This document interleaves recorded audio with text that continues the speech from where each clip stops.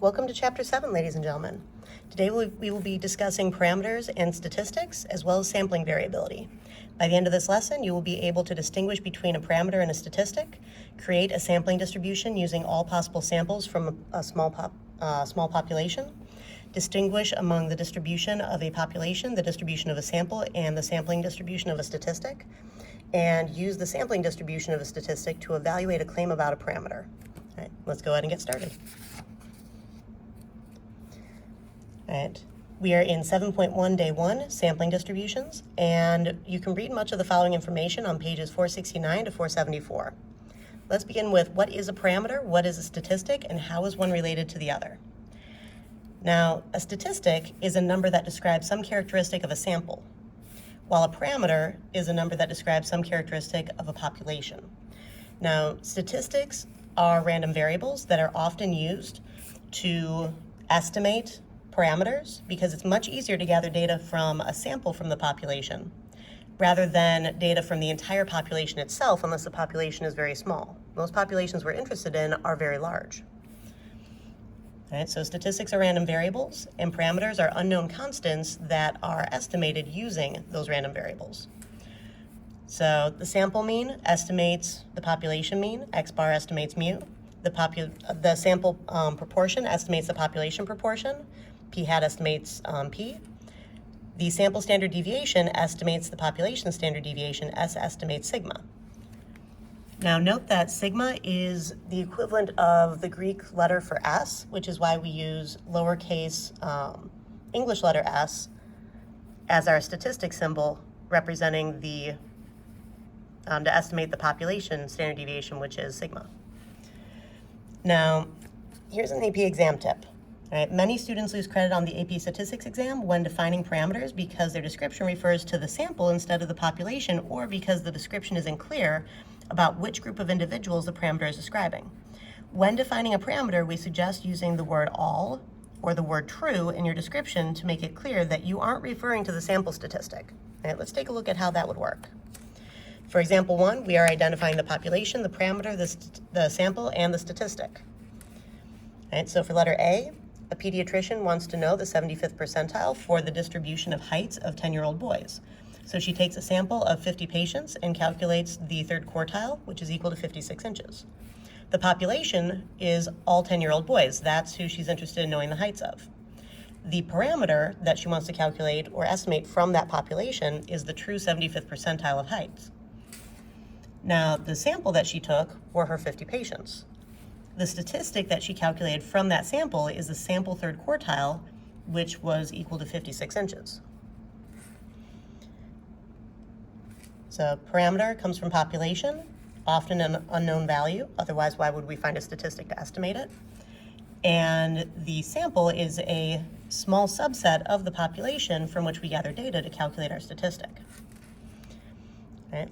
For letter B, a Pew Research Center poll asked 1,102 12 to 17-year-olds in the United States if they have a cell phone.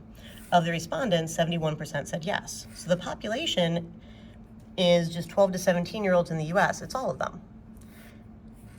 The parameter that they want to estimate from this is the population proportion of 12 to 17-year-olds who say that they have a cell phone. The sample that they took to do this was the 1,102 12 to 17-year-olds who were surveyed. The statistic that they calculated from this is the sample proportion, which was equal to 71%. You could also write this as 0.71. And so parameter was an unknown value that we wanted to figure out from the population. To do that, they took a sample from the population, gathered data, and calculated the statistic from that sample.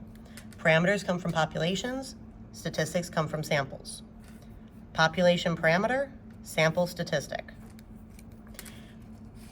For example 2, we want to identify the following. So write P if the variable is a parameter and S if the variable is a statistic. Capital letters are most often parameters. Capital N is the population size. That's a parameter. The sample size is a statistic. The sample mean, x bar, is a statistic. The population mean, mu, is a parameter. Notice Greek letter, then switches over to an English symbol for it.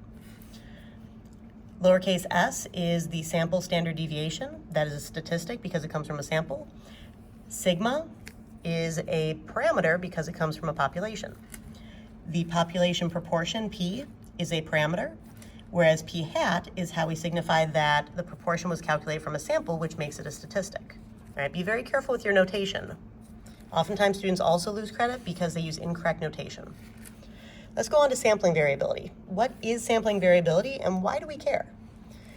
For our definition, sampling variability refers to the fact that different random samples of the same size from the same population produce different values for a statistic. Something to note, understanding sampling variability reminds us that the value of a statistic is unlikely to be exactly equal to the value of the parameter it is trying to estimate. It also lets us say how much we expect an estimate to vary from its corresponding parameter. So statistics aren't going to be exactly the same as the parameter. They will vary somewhat. How much they vary kind of helps us determine how good of a point estimate a particular statistic might be and how much we need to qualify our estimate. Okay. Now, what is a sampling distribution and why do we care? So the sampling distribution of a statistic is the distribution of values taken by the statistic in all possible samples of the same size from the same population. This is very important. All possible samples of the same size. If we don't have all possible samples of the same size, then it's just an approximate sampling distribution or an estimate of the sampling distribution of the statistic. You have to have all of the possible samples of the same size from that same population in order to have the complete sampling distribution of a statistic. Now, as a reminder, a distribution gives the possible values and how likely they are to occur. So when we're talking about the sampling distribution, that's why it needs to be all the possible values. Now, something else to note, we need to know that values of the statistic are likely to happen by, what values of the statistic are likely to happen by chance alone, so that we can determine the evidence for a claim, whether the evidence for a claim is convincing, like in our hiring discrimination activity from the start of the year. So we need to know what values are likely to happen by chance alone, how likely they are to happen, so we can figure out the probability of evidence that we gather from our own sample to figure out whether or not we actually have convincing evidence. Okay. All right. For example 3 at the top of our next page, sampling heights. John and Carol have 4 grown sons. The heights in inches are 71 inches, 75, 72, and 68. So this would be a population of heights because we have the heights for all 4 grown sons. What I want us to do first is list all 6 possible samples of size 2. And to do that, I'm going to start with the first height. So I could have that first height paired up with the second, so 71 and 75. I could have that first height paired up with the third, 71 and 72. I could have that first height paired up with the fourth, 71 and 68. Those are the only combinations of 71 and the other son's heights that we could really have. For the second son, we already had him paired up with the first initially.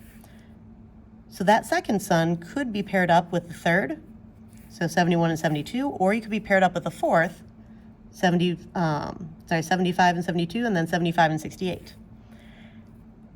Now we already have all the possible combinations that include son 1 and son 2. Let's take a look at son 3. Son 3, we already have them paired up with son 1, with son 2. The only other option is paired up with son 4, and that means that all of the possible combinations with son 4 are already included in these others. All right, 1, 2, 3, 4, 5, 6. These are all 6 possible samples of the same size. That's a strategy that I use as I'm going through and trying to make sure that I'm very systematic about recording all of the possible combinations that I could have with this. And in this one, order doesn't really matter because each son is their own distinct individual.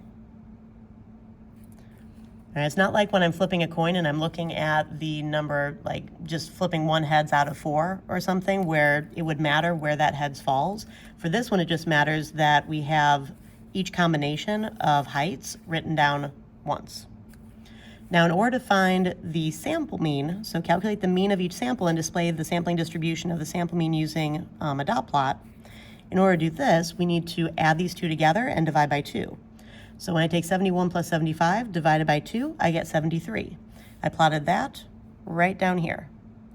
And then 71 and 72, that sum divided by 2 gives me 71.5. That would be the first dot that I have right here. 71 plus 68, then divided by 2 gives me 69.5. That's the dot that I have right here. 75 plus 72 gives me 73.5. That's the dot I have right here. 75 plus 68 divided by 2 is 71.5, so I have one more dot above here. Notice that I just stacked it right on top of the previous one.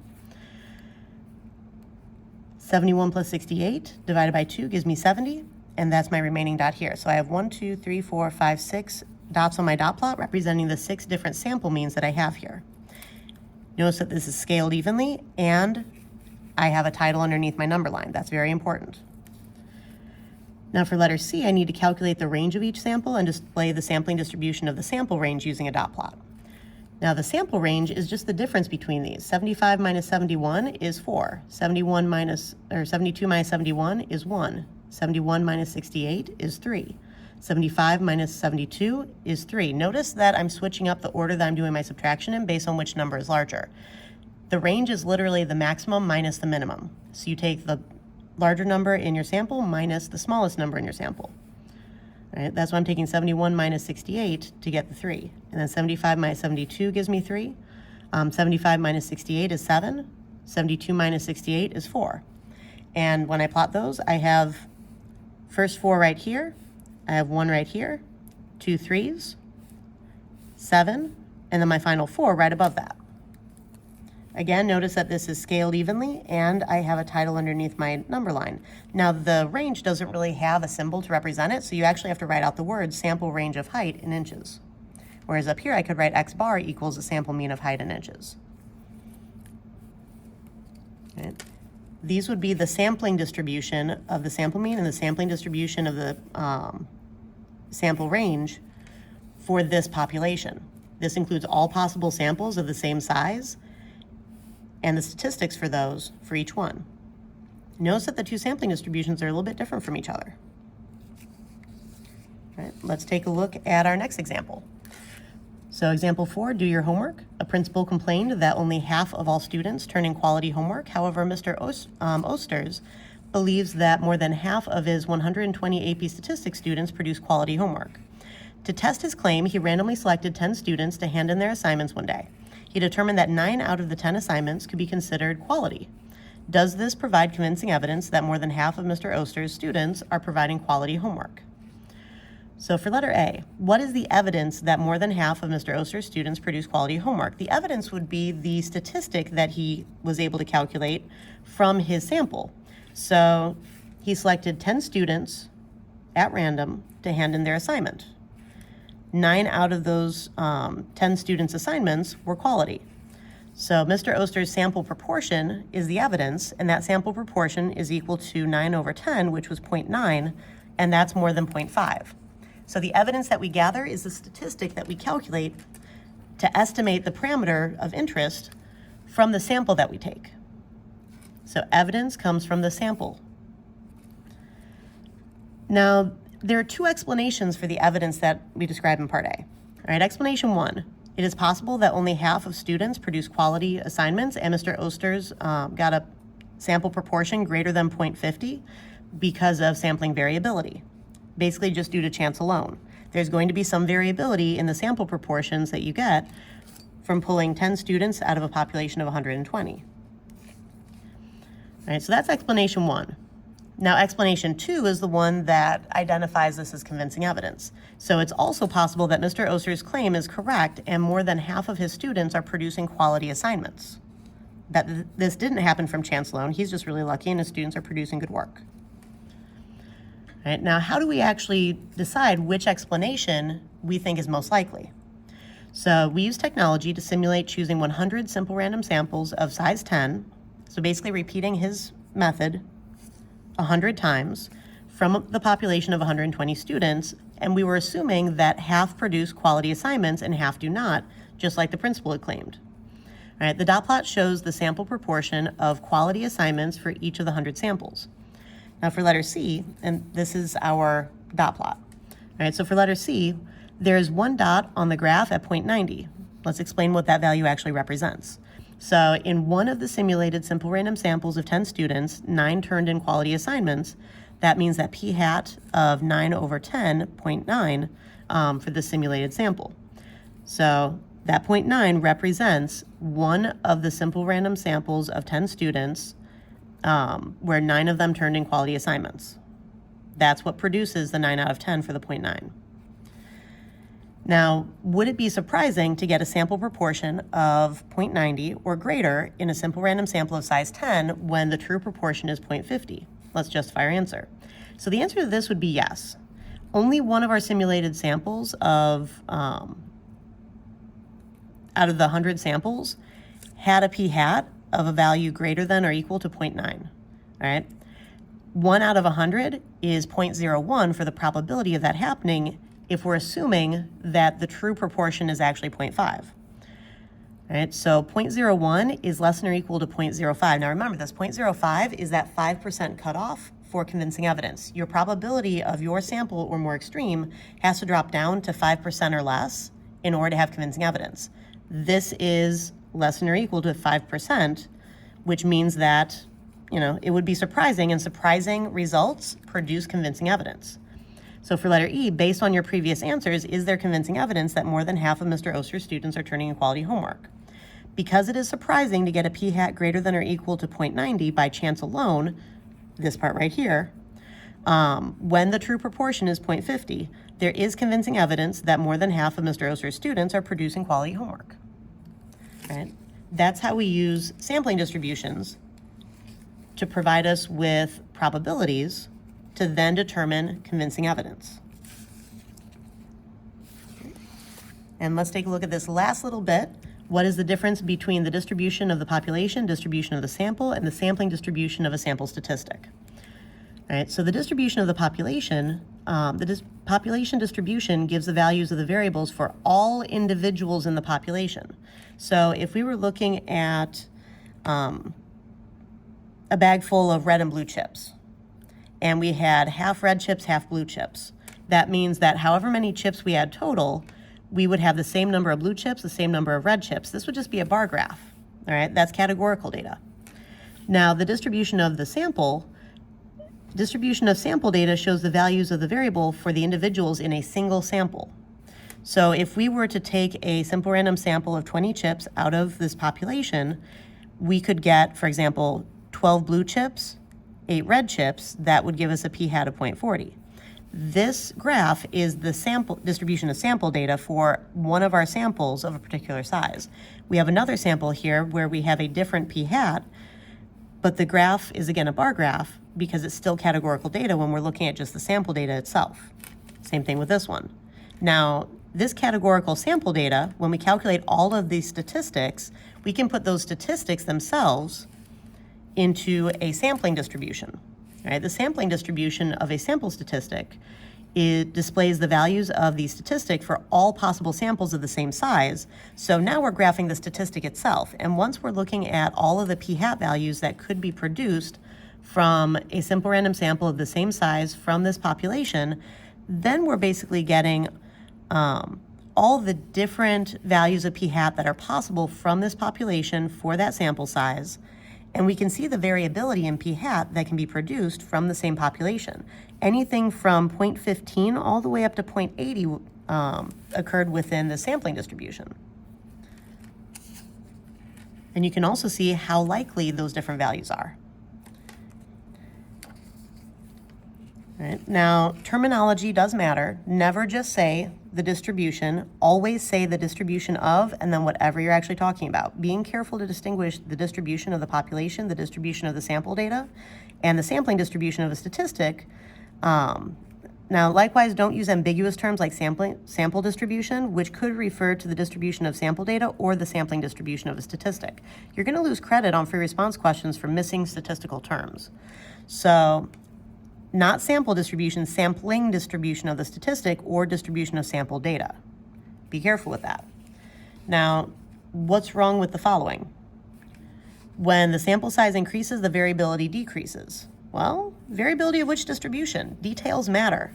This is only true for the sampling distribution. Always specify which distribution you're talking about. So be very careful with this. All right, go ahead and try your assignment, and I will see you in class.